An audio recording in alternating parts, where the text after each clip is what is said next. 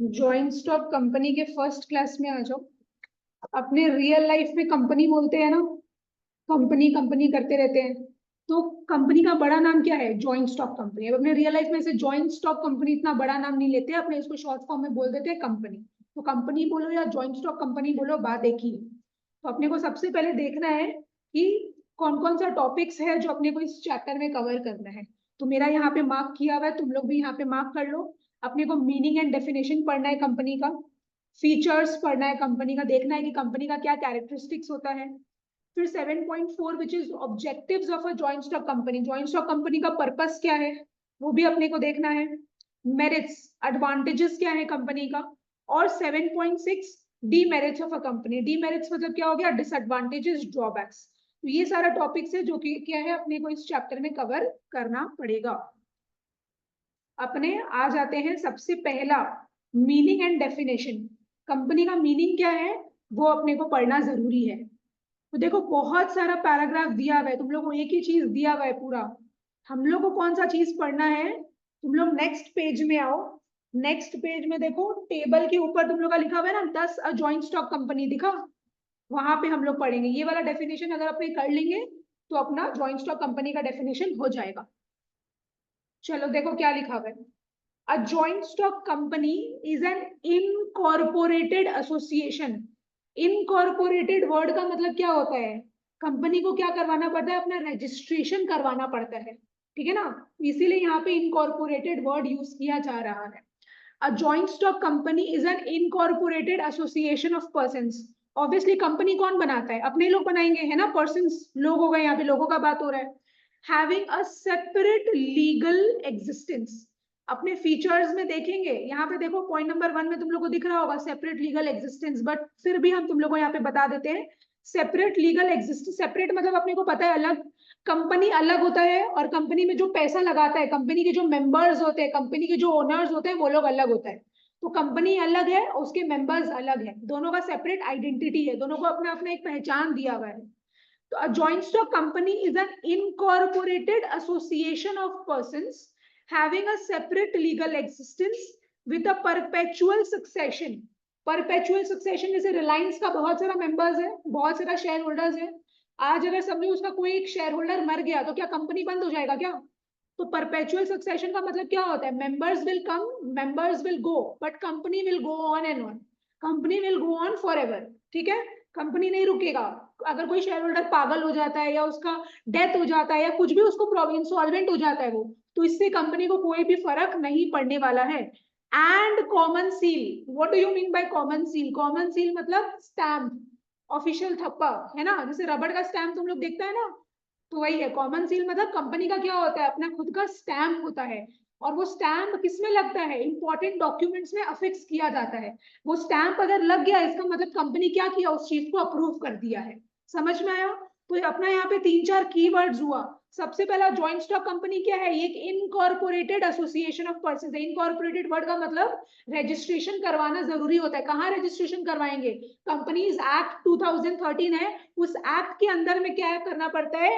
हर company को जाके अपना रजिस्ट्रेशन करवाना पड़ता है। और उस एक्ट में जितना भी प्रोविजंस लिखा है, जितना भी लॉज लिखा हुआ है, जितना भी रूल्स एंड रेगुलेशंस लिखा हुआ है, वो हर एक कंपनी के ऊपर लागू होता है। उन लोगों को फॉलो करना पड़ता है, उन लोगों को वो इग्नोर नहीं कर सकता, वरना हो सकता है कंपनी बंद हो जाएगा, है ना।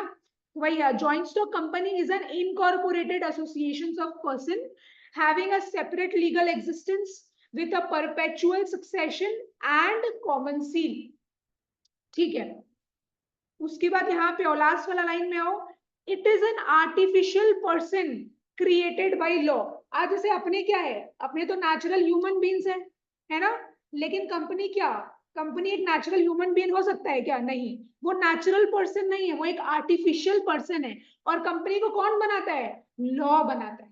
अगर कंपनीज एक्ट 2013 नहीं होता तो कंपनी कहाँ जाके अपना रजिस्ट्रेशन करवाता? कंपनी किसका प्रोविजंस फॉलो करता? है ना। तो लॉ ही कंपनी को क्रिएट करता है और लॉ ही कंपनी को खत्म भी करता है। समझ में आया? वाइंड अप अगर कंपनी कर रहा है तो किसके कारण कर रहा है? वो लॉ के कारण कर रहा है। तुम लोग को सब चीज पता चलेगा, अभी बहुत सारा चीज पढ़ेंगे अपने, तब समझ में आएगा धीरे धीरे। तो it is an artificial person, या इट किसका बात हो रहा है, कंपनी का बात हो रहा है, ज्वाइंट स्टॉक कंपनी के बारे में बात हो रहा है। It is an artificial person, company एक आर्टिफिशियल पर्सन है। इसको कौन क्रिएट करता है, इसको लॉ क्रिएट करता है। अच्छा, फिर यहाँ पे लिखा हुआ है capital is divided into shares which are freely transferable and the owners of these shares have limited liability। तो यहाँ पे क्या बोल रहे हैं, कंपनी को क्या चाहिए होता है, पैसा का जरूरत पड़ता है। कंपनी को किसका जरूरत पड़ता है, पैसा का जरूरत पड़ता है। आज मान लो कंपनी को कितना रुपया चाहिए, 10 लाख रुपया चाहिए, ठीक है ना।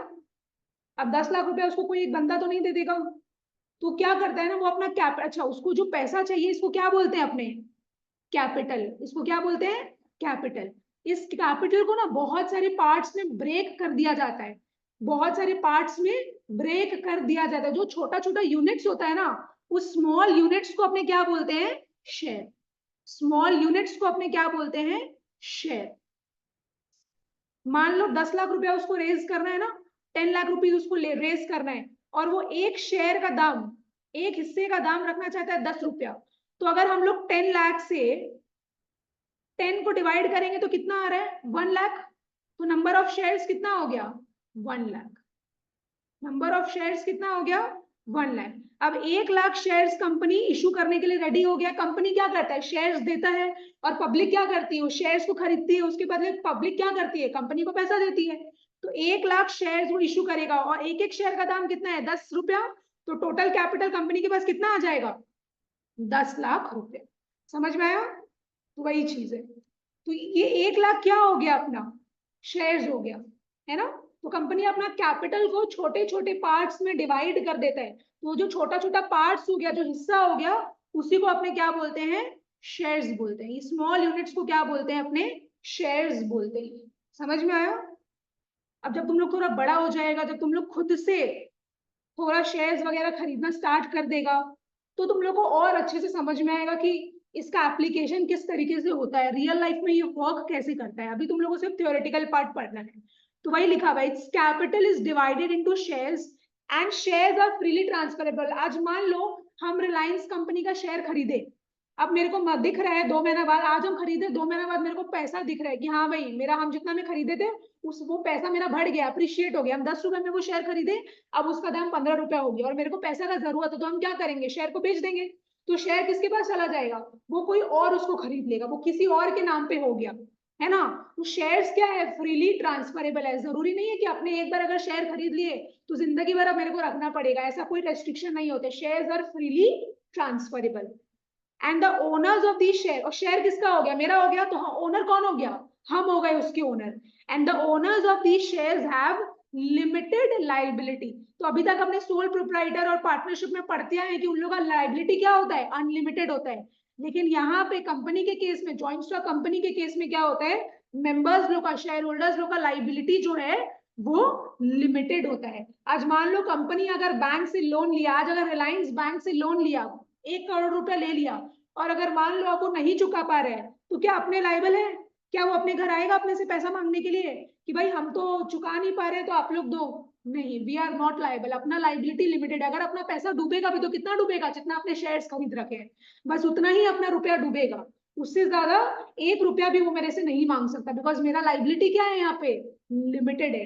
ये सारा चीज किसका प्रोविजन है, ये प्रोविजन क्या अपने क्रिएट किए हैं, नहीं, ये कंपनीज एक्ट 2013 में लिखा हुआ है, वही चीज अपने पढ़ रहे हैं।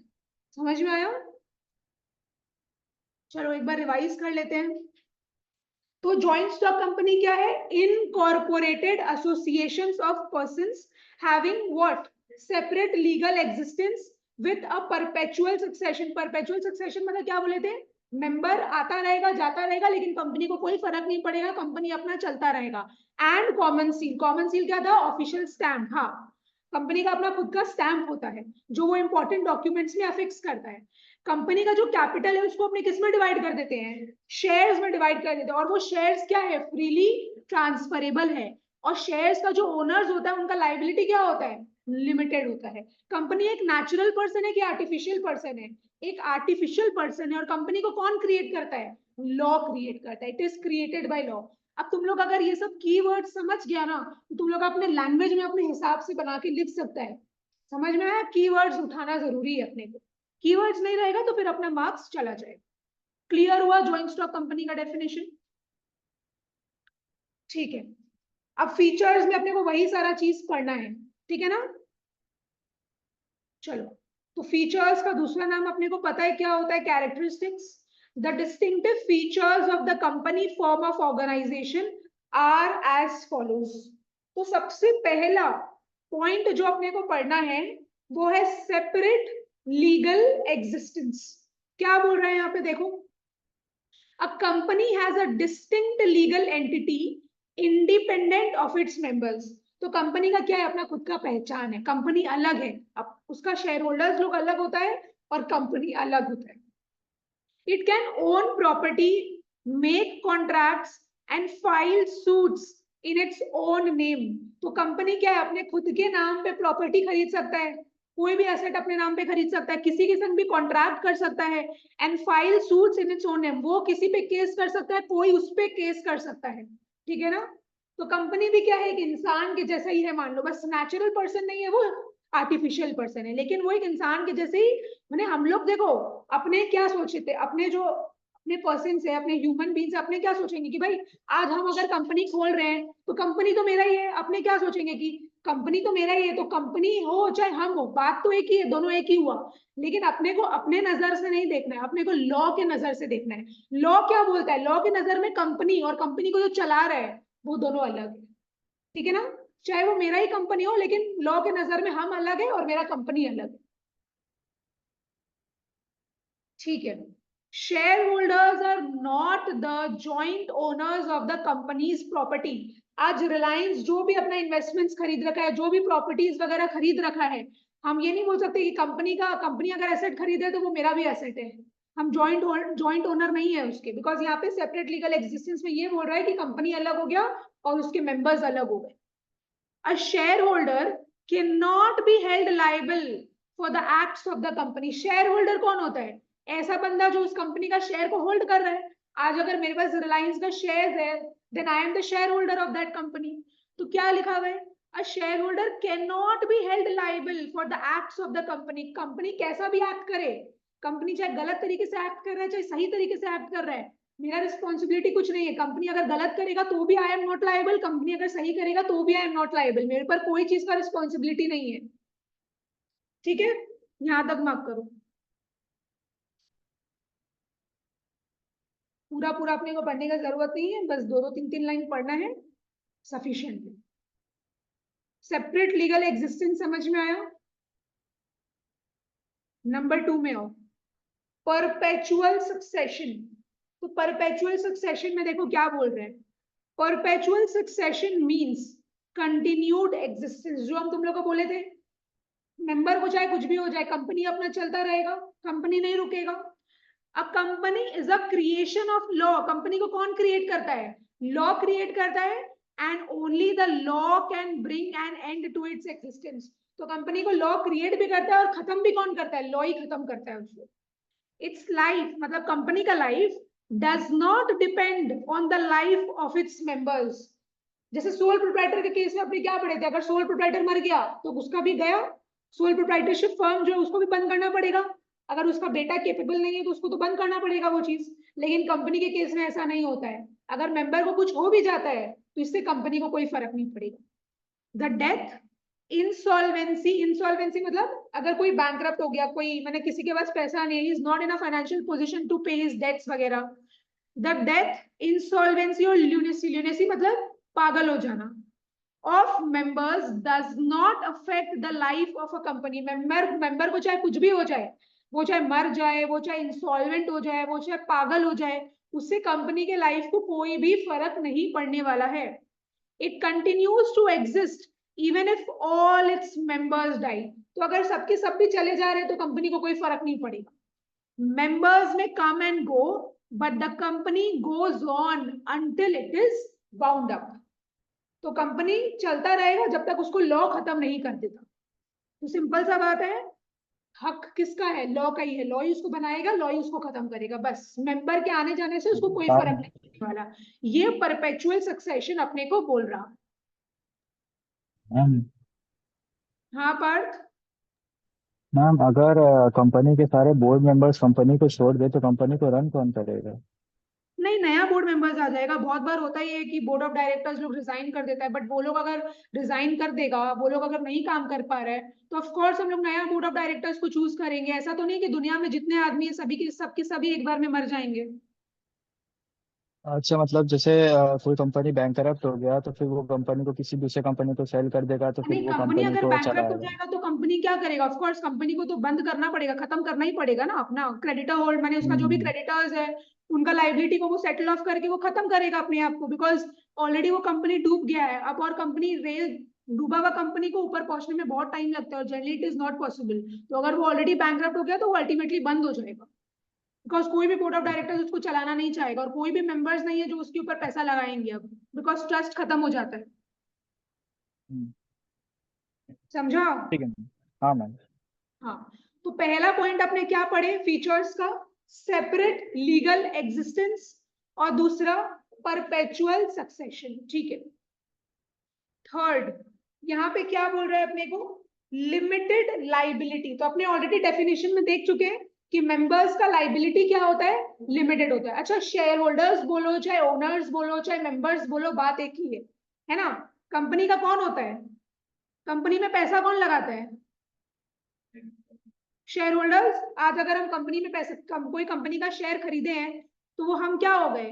शेयर होल्डर्स हो गए, है ना? हम शेयर होल्डर हो गए। शेयर होल्डर बोलो चाहे ओनर बोलो चाहे मेंबर बोलो, बात एक ही है। तीनों में कंफ्यूज नहीं होना है। समझ में आया? ओनर हम कैसे हुए? बिकॉज हम कंपनी में पैसा लगा रखे हैं, इसीलिए हम ओनर हुए, राइट? तो ये सारा वर्ड्स एक ही है। बहुत बार बच्चा लोग कंफ्यूज हो जाते हैं कि भाई शेयर होल्डर कौन होता है, मेंबर कौन होता है। कोई नहीं, शेयर होल्डर ओनर मेंबर सब एक ही होता है, राइट? ओनर वही होता है जो पैसा लगाता है। तो अपने लोग कंपनी में पैसा लगा रहे हैं तो अपने पास ओनरशिप आ गया। अच्छा, लिमिटेड लाइबिलिटी में क्या बोल रहा है? As the company has a separate legal entity, अपनी जो पहला फीचर पढ़े, its members can not be held liable for the debts of the company. अगर कंपनी का कोई उधार लिया हुआ कोई चीज है, मतलब बैंक से अगर वो लोन ले रखा है, तो उसके लिए शेयर होल्डर्स लोग लाइबल नहीं है। ठीक है? The liability of every member is limited. हर मेंबर का लाइबिलिटी क्या है? लिमिटेड है to the nominal value of the shares bought by him or to the amount of guarantee given by him। तो देखो यहाँ पे एग्जाम्पल दिया हुआ है, तुम लोग को ये लाइन का मतलब समझ में आएगा। For instance, if a person has 50 shares of rupees 10 each, तो हम एक कंपनी का 50 शेयर खरीदे और एक शेयर का दाम कितना था? 10 रुपया। तो मेरे पास कितना रुपए का शेयर्स है? 500 रुपए का शेयर्स है। तो मेरा लाइबिलिटी कितना होगा? देखो, his liability is limited to 500। तो अगर मेरा डूबेगा भी तो कितना रुपया डूबेगा? मैक्सिमम 500 रुपए का। जितना का हम शेयर सब्सक्राइब कर रखे हैं उतना ही मेरा रुपया डूबेगा, उससे ज्यादा 1 रुपया भी मेरा नहीं डूबने वाला है, बिकॉज अभी मेरा liability limited up to the value of shares which has been brought up by. Even if the assets of the company are insufficient to satisfy fully the claims of the creditors। तो मान लो business क्या, company क्या किया है? Bank से loan वगैरह लिया है, तो कंपनी के लिए बैंक क्या हो गया? उसका क्रेडिटर हो गया, बिकॉज कंपनी क्या है? लोन लिया है उससे, कंपनी को पे ऑफ करना है, तो बैंक वाला लोग क्या हो गया? उसका क्रेडिटर हो गया। अब क्रेडिटर्स लोग को पैसा देना है, मतलब बैंक क्या, ये कंपनी क्या करेगा? अपना क्रेडिटर्स लोग को पैसा देगा। तो वहां पे क्या है ना, शॉर्टेज हो रहा है, वो अपना असेट्स बेच दिया तो भी क्या है? पैसा कम पड़ रहा है। तो यहाँ पे क्या कंपनी अपने को आके बोल सकता है क्या? मेंबर्स लोग को आके बोल सकता है क्या कि भाई आप पैसा निकालो या अपना घर बेचो या अपना बर्तन बेचो? नहीं बोल सकता ना वो चीज, बिकॉज अपना लाइबिलिटी क्या है? लिमिटेड है। No member can be called to pay anything more than what is due from him. तो वो एक भी मेंबर को नहीं बोल सकता कि भाई आके आप क्या है, मेरा सेटलमेंट्स को क्लियर कर दो। समझ में आया? आज मान लो हम 500 रुपए का शेयर खरीदे, 500 रुपए का हम शेयर खरीदे, लेकिन अभी तक हम कंपनी को कितना दिए हैं? 300 रुपया ही दिए हैं, 200 रुपया देना बाकी है। तो कंपनी ज्यादा से ज्यादा मेरे को कितना रुपया देने बोलेगा? 200 रुपया। कि भाई इतना आपका लाइबिलिटी था जो कि ड्यू था, आप मेरे को 200 रुपया पूरा दे दो उससे 1 रुपया ज्यादा हम आपसे नहीं लेंगे, और मेंबर देगा भी नहीं। ठीक है, यहां तक मार्क करो।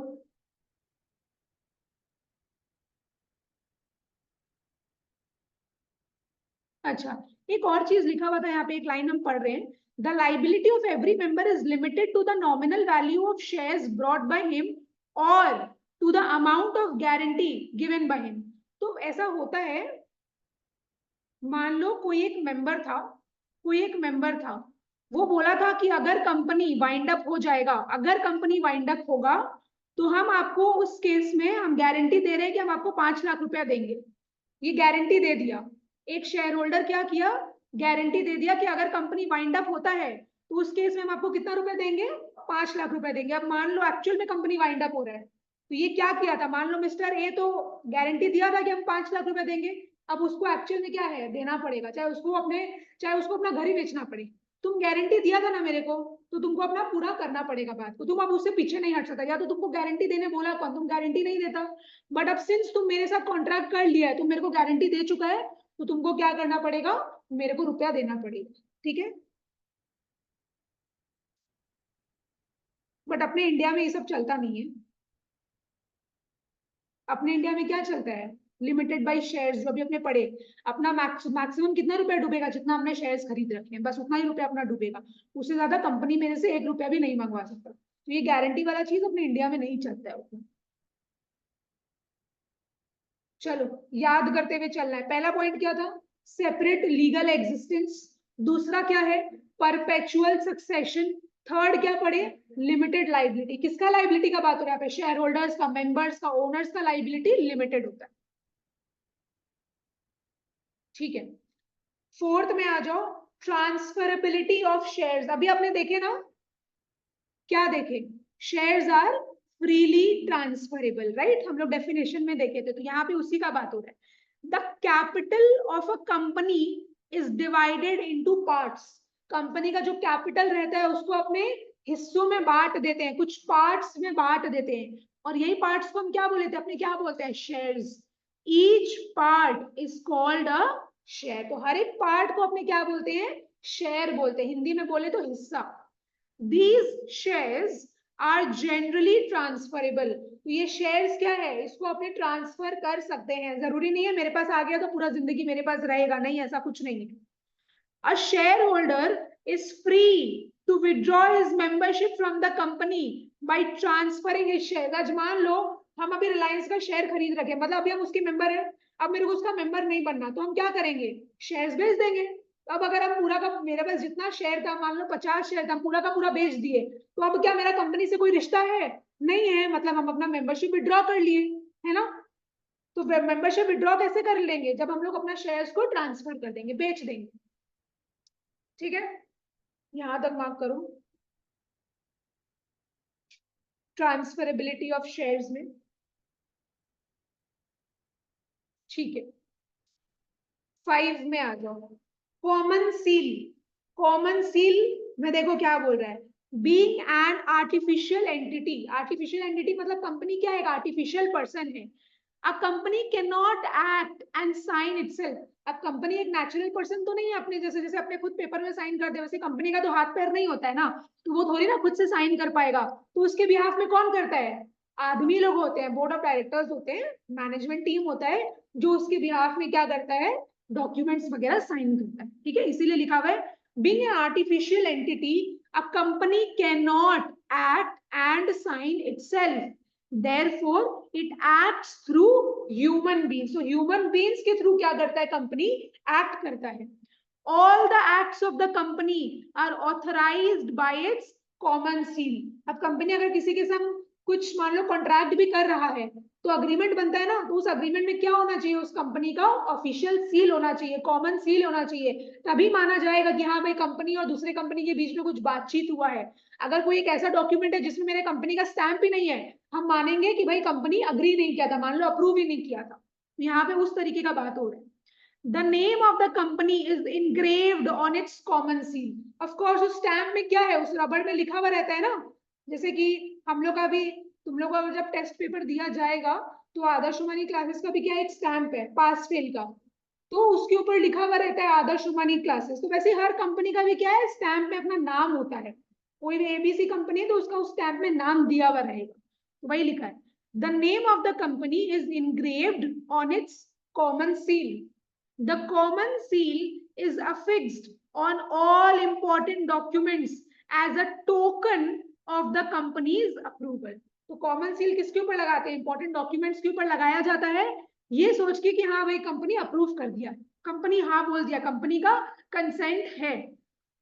The common seal is the official signature of the company. Common seal क्या है, ये ऑफिशियल सिग्नेचर है। किसका ऑफिशियल सिग्नेचर, कंपनी का। कंपनी मतलब वही जॉइंट स्टॉक कंपनी।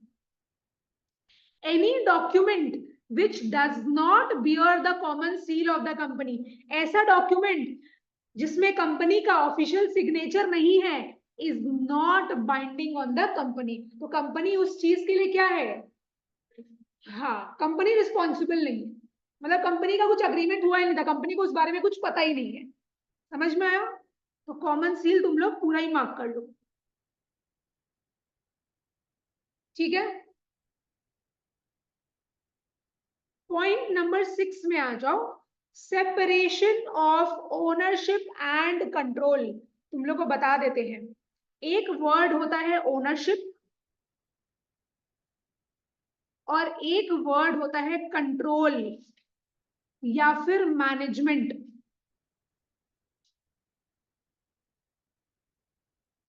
ठीक है ना? तो कंपनी का दो इंपॉर्टेंट वर्ड्स है, एक है ओनरशिप, एक है कंट्रोल या फिर मैनेजमेंट। ओनरशिप किसके पास होता है, जो पैसा लगाता है, जो पैसा लगाता है। पैसा कौन लगाता है, शेयर होल्डर्स। अपने लोग पैसा लगा रहे हैं, है ना, अपने उस कंपनी का शेयर खरीद रहे हैं और अपने उनको पैसा दे रहे हैं। तो ओनरशिप किसके पास होता है, शेयर होल्डर्स के पास। और शेयर होल्डर का दूसरा नाम क्या है, ओनर्स या फिर मेंबर्स। समझ में आया? तो शेयर होल्डर्स, ओनर्स, मेंबर्स, इन लोगों के पास ओनरशिप होता है कंपनी का। ओनरशिप मतलब जो पैसा लगा रहा है। और कंट्रोल या मैनेजमेंट कौन करता है, board of directors. Board of directors लोग क्या करते हैं, कंट्रोल करते हैं, मैनेज करते हैं, है ना। आज रिलायंस के लाखों करोड़ों शेयर होल्डर्स है, क्या सब चले जाएंगे वहां मैनेज करने के लिए, नहीं जाएंगे ना। तो अपने अपने बिहाफ में क्या है, बोर्ड ऑफ डायरेक्टर्स होते हैं, वो लोग इलेक्टेड रिप्रेजेंटेटिव्स होते हैं जो अपने बिहाफ में क्या करते हैं, कंपनी को मैनेज करते हैं। बिकॉज अपने लोग सब नहीं जा सकते मैनेज करने के लिए ना, कोई एक दो मेंबर तो नहीं होता, इतना सारा मेंबर्स लोग होता है, इसीलिए। तो ये दो सेपरेट वर्ड्स है, ओनरशिप और कंट्रोल। ओनरशिप कोई और करता है, ओनरशिप किसी और के पास होता है, अपने पास होता है शेयर होल्डर्स के पास, और कंट्रोल कोई और करता है, मैनेज कोई और करता है। कौन करता है, बोर्ड ऑफ डायरेक्टर्स लोग करते हैं।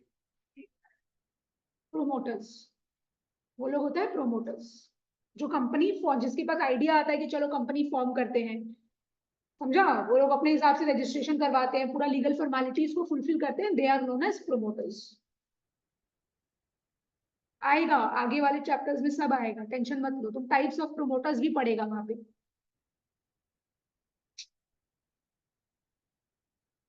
ठीक है, तो separation of ownership and control में क्या बोल रहा है, ध्यान दो।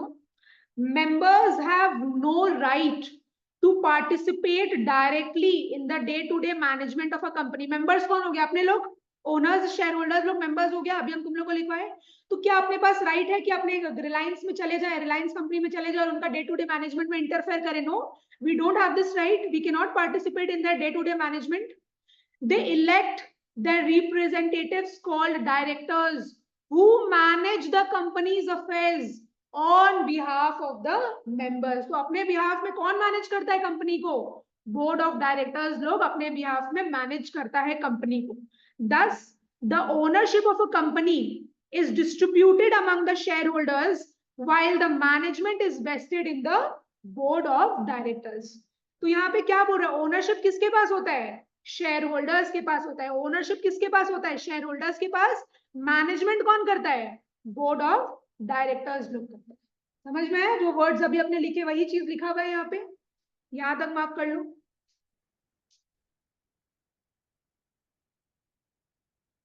ठीक है। तो 6 फीचर्स अभी तक अपने पढ़े हैं कंपनी का। ट्राई करो बिना देखे बोलने का। सबसे पहला क्या था? Separate legal existence, very good. दूसरा परपेचुअल सक्सेशन। थर्ड अपने क्या देखे? Common seal. फिर fourth transferability of share, shares are freely transferable. फिर फिफ्थ अपने क्या देखे? लिमिटेड लाइबिलिटी, उन लोग का लाइबिलिटी, मेंबर्स लोग का लाइबिलिटी लिमिटेड होता है। और सिक्स्थ पॉइंट अभी अपने क्या देख रहे हैं? Separation of ownership and control. Ownership और कंट्रोल क्या है? दो सेपरेट वर्ड्स है। ओनरशिप कौन करता है? ओनरशिप किसके पास होता है? शेयर होल्डर्स के पास, मेंबर्स के पास, ओनर्स के पास। और कंट्रोल कौन करता है? बोर्ड ऑफ डायरेक्टर्स के पास। ठीक है, पॉइंट नंबर 7 में आ जाओ। Voluntary association. वॉलेंटरी वर्ड का मतलब क्या होता है? अपने इच्छा से। आज अगर मेरे को कंपनी का जाके मेंबर मैंने पब्लिक कंपनी को बनाने के लिए 7 person are required, minimum 7 person are required to form a public company. और मैक्सिमम नंबर ऑफ पर्सन का कुछ वो नहीं है, अनलिमिटेड। अनलिमिटेड कंपनी का बात हो रहा है यहाँ पे। तो पब्लिक कंपनी का अगर हम बात करें, तुम लोग अभी टाइप्स ऑफ कंपनीज भी पढ़ेगा, private company, public company, 1 person company, सब आएगा धीरे धीरे, वेट करो। हम बस तुम लोग को एक छोटा सा मैनर में बात बता रही है, ब्रीफली बोल रहे हैं कि पब्लिक कंपनी को फॉर्म करने के लिए minimum 7 person are required and maximum कोई रेस्ट्रिक्शन नहीं है, इन्फिनिटी। ठीक है ना? तो वही है। आज अगर मेरे को कंपनी का मेंबर बनना है, मतलब पार्ट बनना है, तो कोई मेरे को गला घोट के ले जाएगा क्या कि भाई बनो? मेरा इच्छा है ना, ये तो मेरा विल है, ये मेरे ऊपर डिपेंड करता है। तो वही चीज, अगर मेरे को कोई कंपनी का शेयर खरीदना है तो हम खरीदेंगे, नहीं खरीदना है तो हम नहीं खरीदेंगे। वो मेरा मर्जी है। तो मेरा मर्जी वाला चीज को बोलते हैं इंग्लिश में अपने वॉलेंटरी। तो वॉलेंटरी एसोसिएशन में क्या बोल रहे हैं? अ joint stock company is a voluntary association of certain persons formed to carry out a particular purpose in common। आज 6-7 आदमी लोग मिलके सोचे चलो कंपनी बनाते हैं, तो 6-7 आदमी जो मिले हैं, उन लोग का पर्पस क्या, उन लोग का ऑब्जेक्टिव क्या, एक है कि अलग अलग है? उन लोग सबका ऑब्जेक्टिव क्या होगा? एक होगा। तभी तो वो लोग हैंड्स मिला बने, तभी तो वो लोग अपना हाथ मिलाया ना, चलो मिलके काम करेंगे। अगर सबका अलग अलग ऑब्जेक्टिव रहेगा, तब तो भाई उन लोग कंपनी खोल ही नहीं सकता है ना, वो लोग के बीच में अग्रीमेंट हो ही नहीं सकता है, बिकॉज सबका ओपिनियन अलग है। तो इसीलिए लिखा हुआ है joint stock company is a voluntary association of certain persons, जिसको इच्छा वही उस कंपनी का मेंबर बन सकता है, पार्ट बन सकता है, which is formed to carry out a particular purpose in common. और कंपनी में जितने भी लोग हैं, सब क्या है? एक ही मोटिव के लिए काम करें, सबका गोल्स एक ही है। members of a company can join it and leave it at their own free will। जब मेरा मर्जी हम ज्वाइन करेंगे, जब मेरा मर्जी वहां से निकल जाएंगे, कोई मेरे को जबरदस्ती वहां नहीं रोक सकता। It is an incorporated association. Incorporated word का मतलब ऑलरेडी तुम लोग को बता दिया है। तो यहाँ जैसे पार्टनरशिप हमने क्या पढ़े थे, क्या रजिस्ट्रेशन करवाना जरूरी है? नहीं, वो मैंडेटरी चीज नहीं है, वो ऑप्शनल चीज था, वो डिपेंड करता है पार्टनर्स लोग के ऊपर। लेकिन कंपनी के पास कोई भी ऑप्शन नहीं है, ये मैंडेटरी चीज है कि इन लोग को अपना रजिस्ट्रेशन करवाना ही पड़ेगा। अगर इन लोग रजिस्ट्रेशन नहीं करवाता है, इसका मतलब वो कंपनी ही नहीं है, उसको हम लोग कंपनी बोल ही नहीं सकते। ठीक है, इसीलिए लिखा हुआ है it is an incorporated association. Voluntary association हो गया। पॉइंट नंबर 8 क्या बोल रहा है? Artificial legal person. अपने को पता है कंपनी की, ज्वाइंट स्टॉक कंपनी क्या है? एक आर्टिफिशियल पर्सन है, उसको कौन बनाता है? लॉ बनाता है। A company is an artificial person created by law। ठीक है, फाइन, अपने ऑलरेडी लाइन पढ़ चुके हैं। इट, अच्छा ये वाला लाइन छोड़ दो, it exist only in contemplation of law. इसका मतलब वही, अगर लॉ है तो ही कंपनी, अगर लॉ नहीं होता तो कंपनी भी नहीं होता। तो ये स्टूपिड लाइन है, इसको हटा दो। It is competent to enter into contracts and to own property in its own name। तो अपने ये वाला लाइन पे पढ़ चुके हैं ना, तो ये अपने नाम पे प्रॉपर्टी भी खरीद सकता है, और ये अपने नाम पे कॉन्ट्रैक्ट भी कर सकता है। इसका ये बस एक नेचुरल पर्सन नहीं है, एक आर्टिफिशियल पर्सन है। जो एक नेचुरल पर्सन करता है वो ये भी कर सकता है, but it does not take birth like a natural person. जैसे अपने बच्चे लोग पैदा होते हैं, वैसे कंपनी पैदा नहीं होता है ना, उसका बर्थ वैसा नहीं होता है। उसका बर्थ कैसे होता है? अगर रजिस्ट्रेशन हो गया, मतलब अपने क्या बोलेंगे? कंपनी का हैप्पी बर्थडे उस दिन हो गया, तो रजिस्ट्रेशन ही उसका बर्थ हो गया मान लो।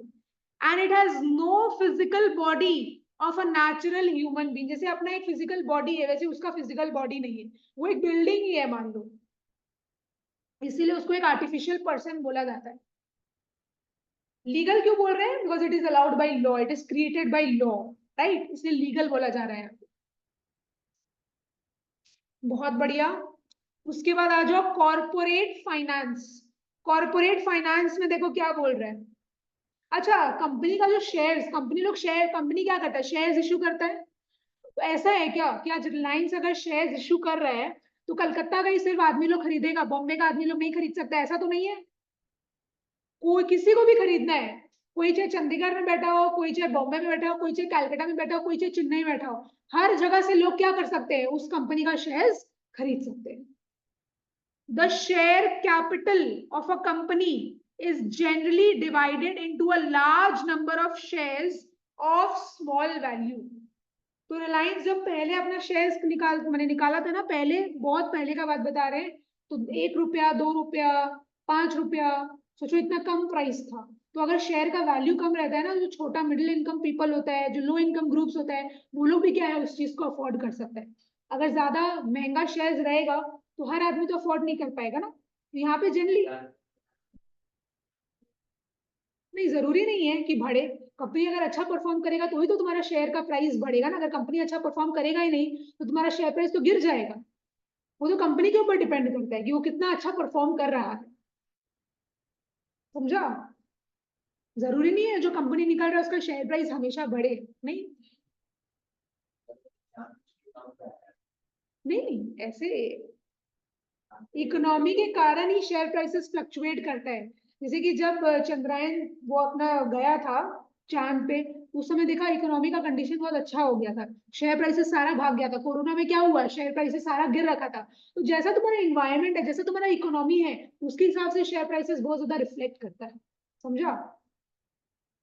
The share capital of a company is generally divided into a large number of shares. अपने वही देखे ना, कंपनी का जो कैपिटल है उसको बहुत सारे शेयर्स में अपने बांट देते हैं। और शेयर का प्राइस क्या होता है, नॉमिनल होता है, स्मॉल वैल्यू का होता है। These shares, वही शेयर्स कौन खरीदता है, अपने लोग खरीदते हैं। These shares are purchased by a large number of people from different walks of life. तो अलग अलग जगह में अलग अलग लोग रहते हैं, स्कैटर्ड है लोग, हर जगह से लोग क्या है, उस कंपनी का शेयर्स को खरीद रहे हैं। Statutory regulation and control.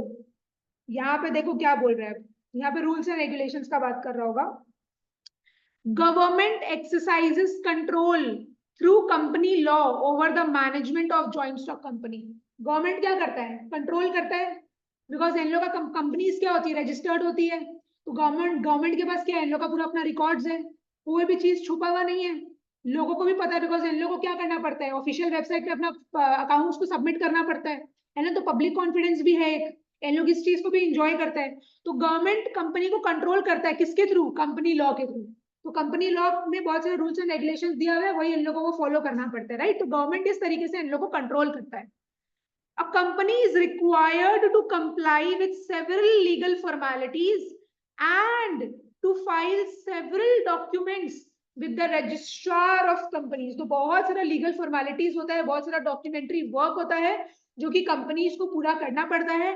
और कंपनी को डॉक्यूमेंट सबमिट किसके पास करना पड़ता है, रजिस्ट्रार ऑफ कंपनीज, आरओसी बोलते हैं, शॉर्ट फॉर्म में इसको आरओसी बोलते हैं, इसका फुल फॉर्म है रजिस्ट्रार ऑफ कंपनीज। तो इन लोग के पास ही अपने को जाना पड़ता है। जब कंपनी अपना नाम भी डिसाइड करता है ना, तो अपने को इन लोग के पास ही जाना पड़ेगा। कोई भी डॉक्यूमेंट्स वगैरह सबमिट करना पड़ता है तो अपने को आरओसी के पास जाना पड़ता है और अपना डॉक्यूमेंट सबमिट करना पड़ता है। आरओसी क्या करता है, अपना रजिस्टर में मेरा कंपनी का नाम रजिस्टर करके रखता है। समझ में? अगर उन लोगों को कोई डॉक्यूमेंट चिट्ठी मेरे को भेजना भी है तो आरओसी मेरे को क्या करेगा, जो मेरा प्रिंसिपल प्लेस ऑफ कंपनी है वहां पे मेरा मेन ऑफिस में क्या करेगा, चिट्ठी भेज देगा।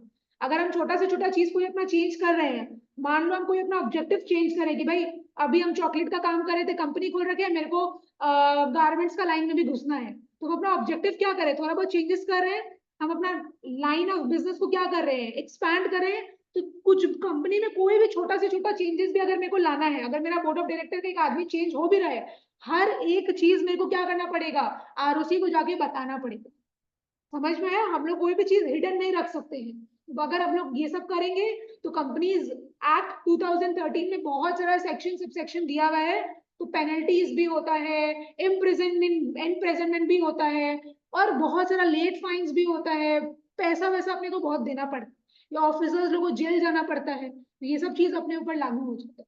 समझ में आया? इसलिए इन लोग कुछ भी गलत काम नहीं कर सकते, बिकॉज बहुत स्ट्रिक्ट रेगुलेशंस है। जब तुम लोग कंपनीज एक्ट 2013 पढ़ेगा तब तुम लोग को समझ में आएगा। समझ में आया? तो इन लोग को अपने डॉक्यूमेंट्स को फाइल करने के लिए किसके पास जाना पड़ता है? आरओसी के पास। आरओसी का फुल फॉर्म क्या है? Registrar of companies. कंपनी से कंपनीज हो गया ना। तो अपने 10 फीचर्स पढ़ चुके हैं। जनरली देखो, अगर 10 मेरिट्स 10 डीमेरिट्स दिया हुआ रहता है तो उसमें अपने को हार्डली 5-6 करना पड़ता है, सारा पढ़ के कोई मतलब नहीं है। लेकिन फीचर्स क्या है ना, थोड़ा सा इंपॉर्टेंट हो गया, तुम लोग को हर एक पॉइंट पता होना चाहिए, इसमें से तुम लोग का एमसीक्यू बन के आ जाएगा। तो इसीलिए क्या है, पूरा 10 का 10 पढ़ा दी, जहां मेरे को लगेगा वहां पढ़ा देंगे। कोई अगर मेरे को लग रहा है कि नहीं ये पॉइंट पढ़ाने की जरूरत नहीं, तो वहां तुम लोग अपने आप बोल देंगे कि इस पॉइंट को छोड़ दो। अननेसेसरीली टाइम वेस्ट करके कोई सेंस नहीं बनता। अच्छा, distinction between company and partnership तुम लोग के स्कोप में नहीं है। तुम लोग पार्टनरशिप पढ़ चुका है, अपने पढ़ चुके हैं ऑलरेडी। कंपनियां भी अपने देख ही लिए, तुम लोग 10 फीचर्स पढ़ लिया। अगर तुम लोग को ये रीड करना है घर में तो बहुत अच्छा बात है, तुम लोग रीड कर सकते हैं, तुम लोग को एक एक चीज समझ में आ जाएगा। पर ये तुम लोग के स्कोप में नहीं दिया हुआ। चलो ठीक है, अपने सबसे पहले मेरिट्स और डीमेरिट्स देख लेते हैं, फिर ऑब्जेक्टिव्स लास्ट में कर लें। मेरिट्स में आ जाओ। मेरिट्स अपने को पता है, एडवांटेजेस हो गया। एडवांटेजेस ऑफ अ कंपनी क्या बोल रहा है देखो, the company form of organisation provides the following advantages. सबसे पहला पॉइंट, लार्ज कैपिटल रिसोर्सेज। तो लार्ज कैपिटल रिसोर्सेज में क्या बोल रहा है, अपने बुद्धि से अपने समझते हैं, कंपनी का मेंबर लोग कितना है, वो कितना जन भी हो सकता है, कोई रेस्ट्रिक्शन तो है नहीं, अनलिमिटेड नंबर ऑफ मेंबर्स हो सकता है कंपनी का। तो सब अगर मेरा शेयर खरीदेगा तो मेरे पास तो पैसा बहुत ज्यादा आ रहा है ना। तो इसीलिए लिखा है लार्ज कैपिटल रिसोर्स। आज अगर हम पब्लिक से पैसा लेते हैं तो पैसा लेके क्या करते हैं, पार्टी करने चले जाते हैं? नहीं, उस पैसा को क्या करते हैं, हम अच्छे से यूज करते हैं, अलग अलग प्रोजेक्ट्स में इन्वेस्ट करते हैं ताकि हम उनको अच्छा रिटर्न्स दे सके, है ना। मेरा अपना कंपनी का भी नाम अच्छा हो कि भाई ये तो पब्लिक का पैसा को बहुत अच्छे से यूज करता है, अच्छे अच्छे प्रोजेक्ट्स में इन्वेस्ट करता है, उनको टाइमली डिविडेंड्स देता है। तो वही लिखा हुआ है यहाँ पे लार्ज कैपिटल रिसोर्सेज में। देखो क्या है, a joint stock company has widespread appeal to investors of all type. अलग अलग तरीके के इन्वेस्टर्स होते हैं, सब क्या है, कंपनीज में इन्वेस्ट करना चाहते हैं। बिकॉज आज अगर अपने कंपनी में इन्वेस्ट करेंगे तो मेरे एक तरीके से सेविंग्स भी हो रहा है ना। It's capital is divided into shares of small value. अपने ऑलरेडी पढ़ चुके हैं इस लाइन का मतलब, कंपनी का कैपिटल को डिवाइड किया जाता है शेयर्स में, so that people with limited means can buy them. जो छोटा छोटा आदमी लोग होता है वो लोग भी क्या कर सकता है, खरीद सकता है। बिकॉज शेयर प्राइसेस क्या होता है, इसका वैल्यू कम ही होता है, ज्यादा बड़ा नहीं होता है। A public company can have unlimited number of members and sell shares to them. तो पब्लिक कंपनी का क्या होता है, नंबर ऑफ मेंबर्स अनलिमिटेड होता है, और उन लोग क्या कर सकते हैं, अनलिमिटेड लोगों को अपना शेयर्स बेच सकते हैं, जितने लोग खरीदेंगे उतना उनका फायदा होगा।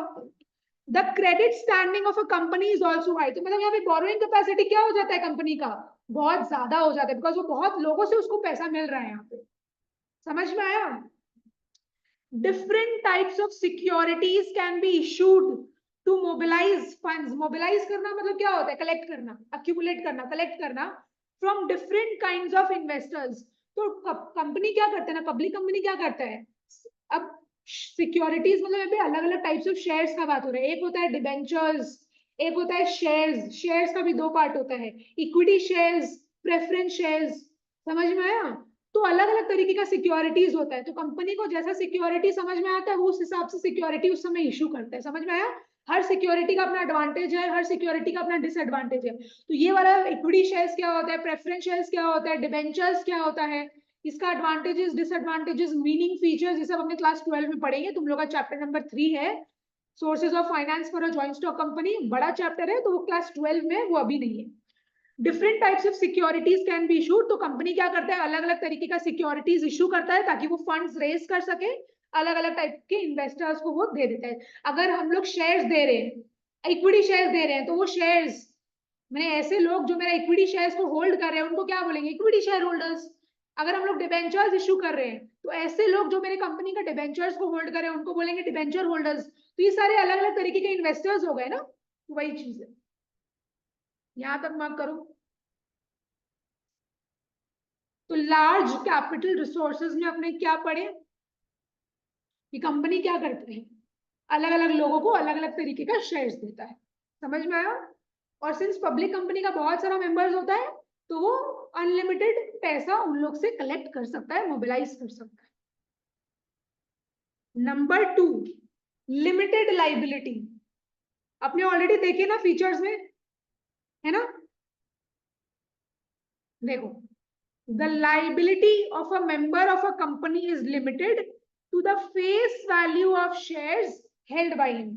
तो आज अगर कोई एक पर्सन है, शेयर होल्डर है, जो 500 रुपए का शेयर्स होल्ड कर रखा है, तो उसका लाइबिलिटी भी कितना है? 500 रुपए तक ही है। His personal property cannot be attached even if the company is unable to meet its creditors claim। तो अगर अपनी कंपनी अपना क्रेडिटर लोग को नहीं चुका पा रहा है तो वो शेयर होल्डर को नहीं बोल सकता कि अपना पर्सनल प्रॉपर्टी को बेच दो। Member is not liable for the acts of the company. The risk is known and restricted. तो मेरा रिस्क मेरे को पता है, मेरा रिस्क कितना है, जितना का हम शेयर्स खरीद रखे हैं, तो मेरा रिस्क नोन है, रेस्ट्रिक्टेड है। समझ में आया? अच्छा, the principle of limited liability also encourages people to invest money in a company। तो सिंस मेरे को पता है ना कि भाई आज हम अगर 1000 रुपए का शेयर खरीदेंगे तो क्या होगा, ज्यादा से ज्यादा 1000 रुपए तो डूबेगा, डूब जाएगा। तो ये चीज क्या करता है, ये जो लिमिटेड लाइबिलिटी वाला ऑप्शन मेरे को मिला हुआ है, तो ये क्या करता है, ये लोगों को इनकरेज करता है कि हम लोग कंपनी में क्या करें, इन्वेस्ट करें। किसको इन्वेस्ट करें? पैसा को इन्वेस्ट करें। कैसे करेंगे? उनका शेयर्स को खरीद के। राइट, यहां तक मार्क करो। तो 2 पॉइंट अभी तक आपने देखे हैं, 2 पॉइंट मतलब 2 मेरिट्स, 2 एडवांटेजेस अभी तक आपने देखे हैं कंपनी का। पहला क्या था? Large capital resources. दूसरा क्या पढ़े अपने? Limited liability. चलो बहुत बढ़िया।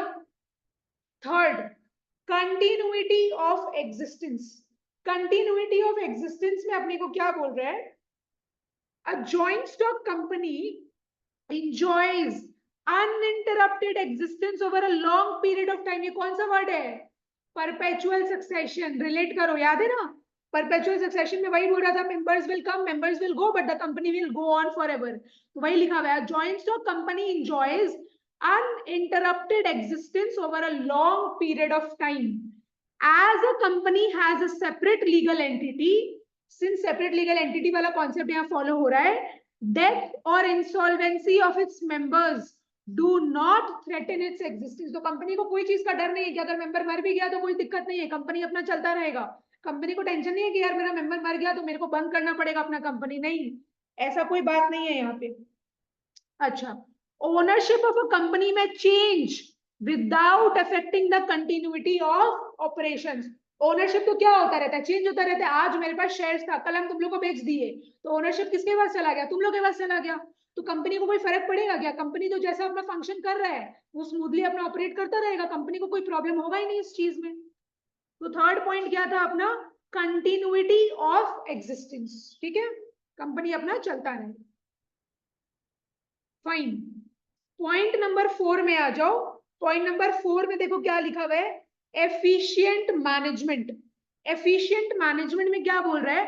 अ company can employ highly qualified experts in different areas of business management. तो कंपनी लोग क्या करता है, कंपनी को जो मैनेज करता है बोर्ड ऑफ डायरेक्टर्स लोग, उन लोग के पास बहुत डिग्रीज होती है, उन लोग बहुत ट्रेन्ड पर्सन होते हैं, उन लोग हाईली क्वालिफाइड है ना, हाईली क्वालिफाइड एक्सपर्ट्स होते हैं उन लोग, इसलिए उन लोगों को पैसा भी बहुत दिया जाता है, उन लोगों को सैलरी बहुत मिलता है।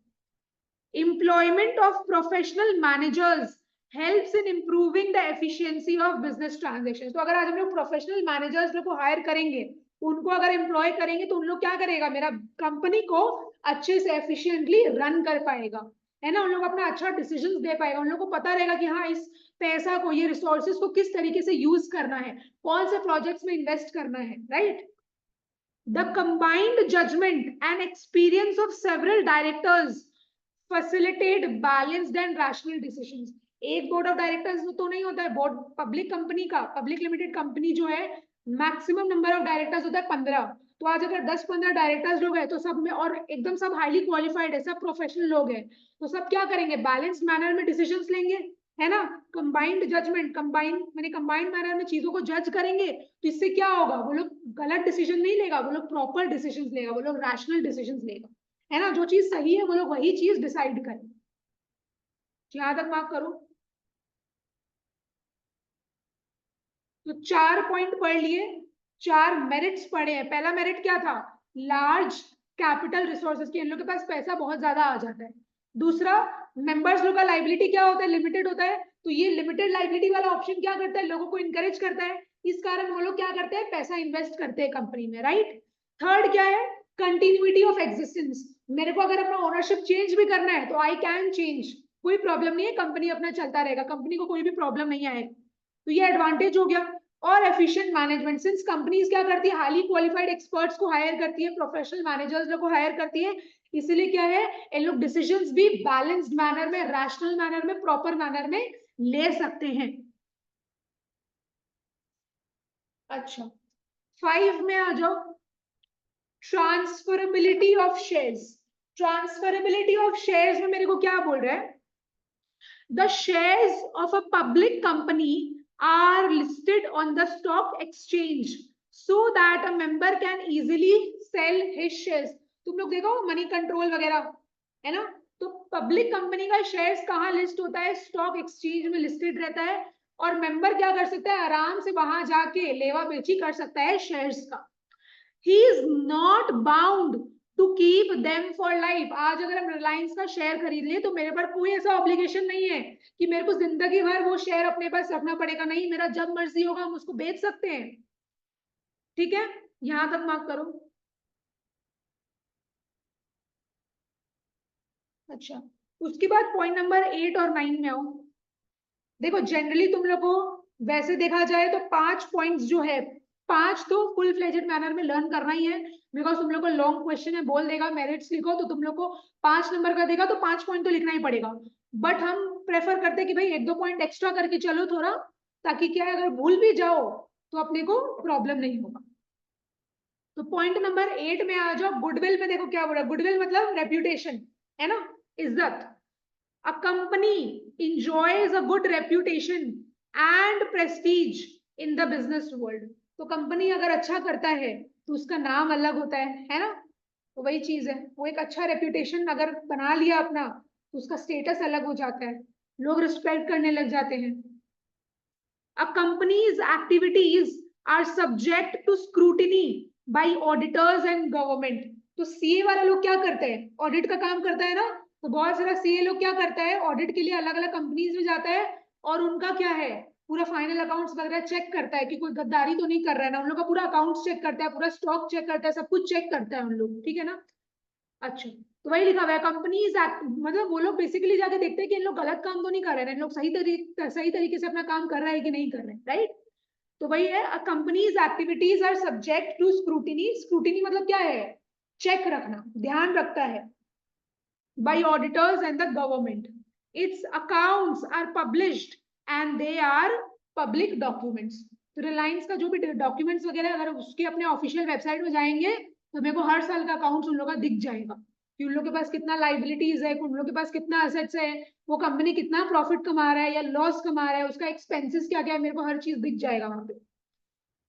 Therefore, a company enjoys public confidence। तो कंपनी क्या एंजॉय करता है, पब्लिक कॉन्फिडेंस एंजॉय करता है ना, क्योंकि पब्लिक को पता रहता है, राइट। और अगर हर चीज अच्छा रहेगा तो लोग क्या है, इन्वेस्ट करेंगे, लोग क्या करेंगे, अप्रिशिएट करेंगे, राइट, मार्केट में एक अच्छा नाम बन जाएगा, तो वही एक पब्लिक कॉन्फिडेंस मिल जाता है, पब्लिक को भी क्या है, उन पर ट्रस्ट हो जाता है,